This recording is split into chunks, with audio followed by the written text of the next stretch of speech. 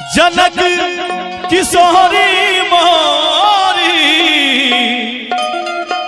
हे भेलकी बघनिया है मिथिला के नाते, हे मिथिला के नाते राम जी पहुनमा भेलकी नमो, हे मिथिला के नाते राम जी पहुनमा भेलकी मोड़, हे मिथिला के नाते जनक किशोरी मोरी, जनक किशोरी मोरी भेलकी बघनिया है मिथिला के नाते, हे मिथिला के नाते राम जी पहुनमा भेलकी मोड़, हे मिथिला के नाते राम जी पहुनमा भेलकी मोड़, हे मिथिला के नाते राम जी पहुनमा भेलकी मोड़, हे मिथिला के नाते। आप सुन रहे हैं युवा म्यूजिकल वैटी की प्रस्तुति। जय हो।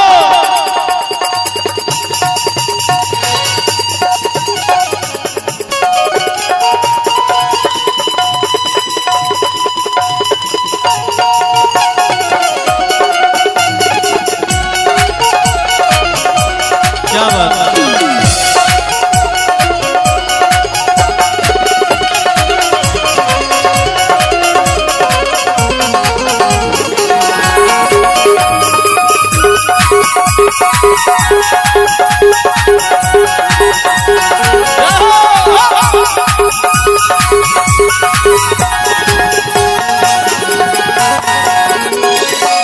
सिया सुकुमारी छाती, सिया सुकुमारी हे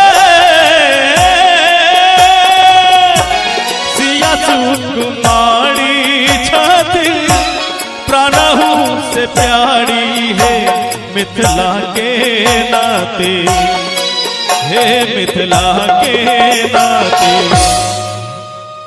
हे मिथिला के नाते, हे मिथिला के नाते प्राण धन का की जोड़, हे मिथिला के नाते प्राण धन का की जोड़, हे मिथिला के नाते राम जी पहुनमा भेलकी मोड़, हे मिथिला के नाते।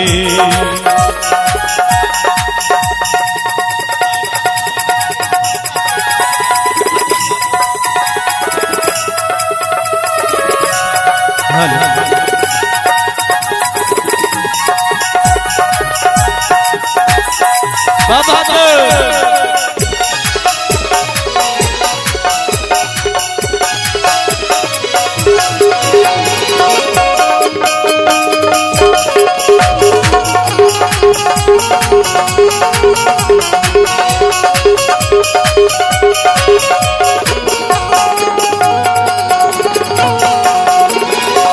निरखी हृदय के हम मरबा बने बई, निरखी हृदय के निरखी हृदय के निरखी हृदय के हम मरबा बने बई, मरबा बने बई है मिथिला के नाते,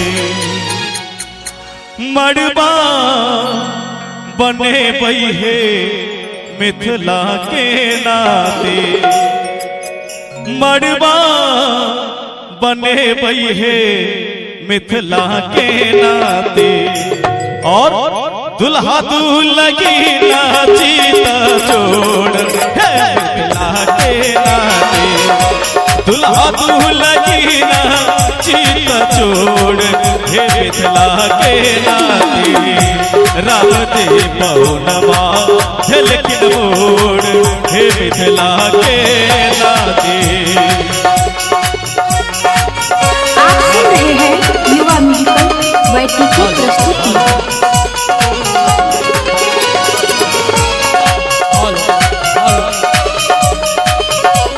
हल हल